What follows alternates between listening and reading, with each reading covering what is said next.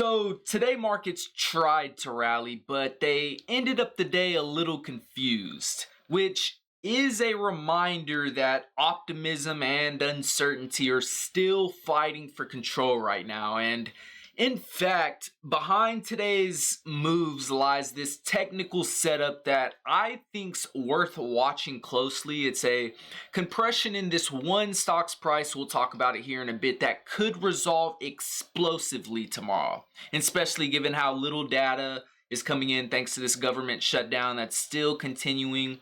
We'll get there in just a bit, but first let's walk through the day's headlines that shaped this tug of war that we're seeing.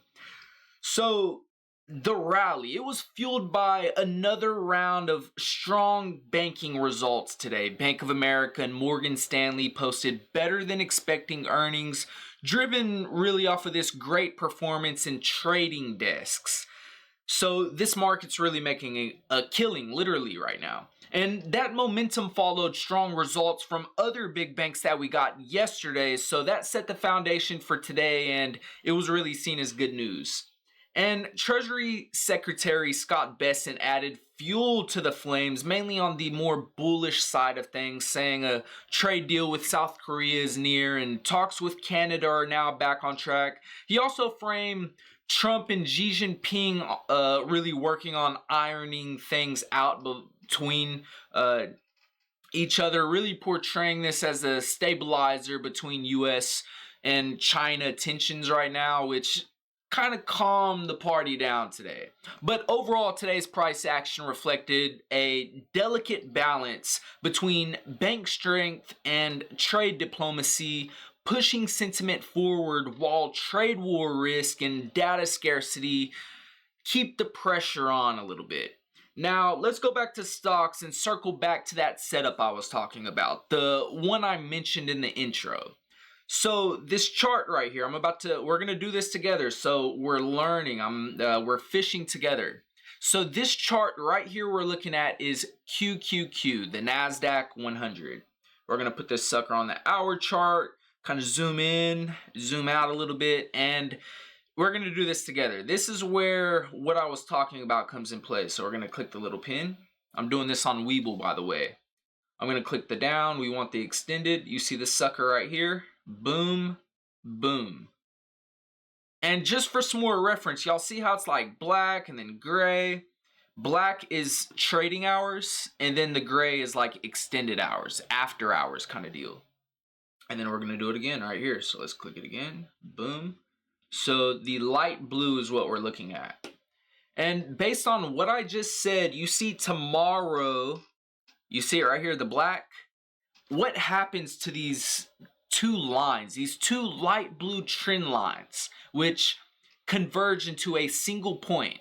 That's compression. And as these lines tighten, the odds of a directional break, they end up rising. Now, the way we go, we don't know, but we've seen the market struggle to make a full breakout on this broad strength that we have right now. So when QQQ resolves this squeeze, the move could have outsized influence. So if it breaks up, tech stocks might drive the next leg higher. If it breaks down, momentum sellers, they could run for it. They could completely make a break. So tomorrow at some point, it looks like it kind of happens in after hours a little bit, but right there, you see how it's, and we've kind of been falling in this little pattern range. So I just think tomorrow is an interesting setup. And then given the shutdowns, data blackout, people are looking for any and all signs they can get just so they can make their predictions. They could do something with it. It's better than completely nothing, but I'd watch tomorrow's moves. But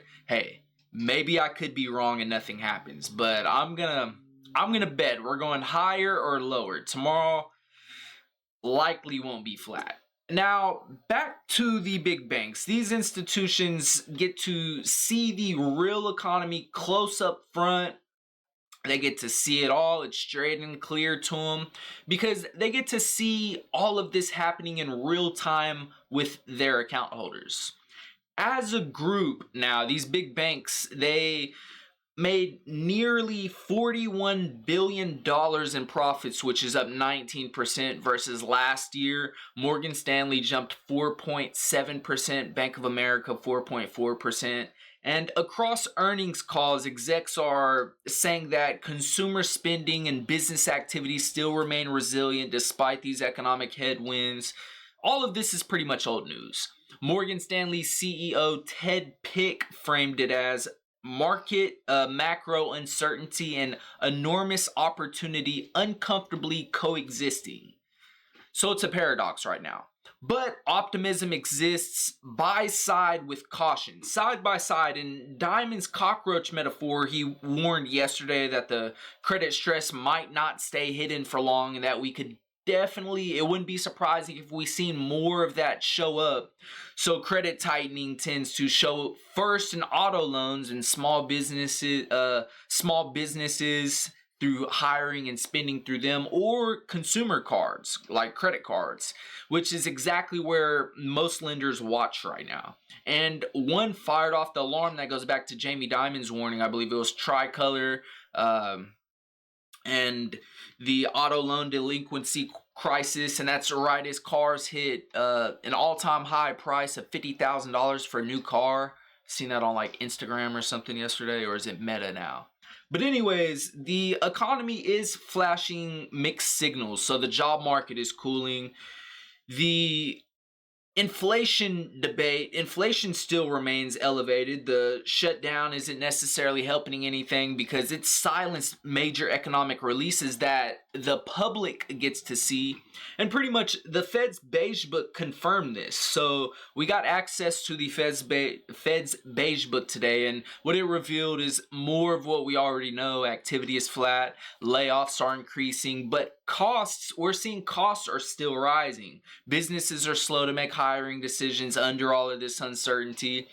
And right now, the Fed's in a bind. Without any of the fresh official data, they must lean on kind of what they got, what they hear, what they're talking about in these earnings reports from the companies.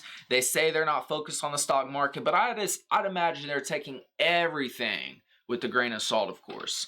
And Powell acknowledged this. He says that the Fed will start to miss the data if this shutdown continues and we continue not getting a lot of this data. Now, we might get the CPI report here pretty soon. We could get a double jobs report pretty soon, and all of that could cause moves within itself, but it's just weird because the shutdown was because of the Republicans and the Democrats not being able to come up with a budget that they were both comfortable with, which ended up resulting into, hey, since we can't decide what to spend, we're just going to shut this sucker down until we can find out.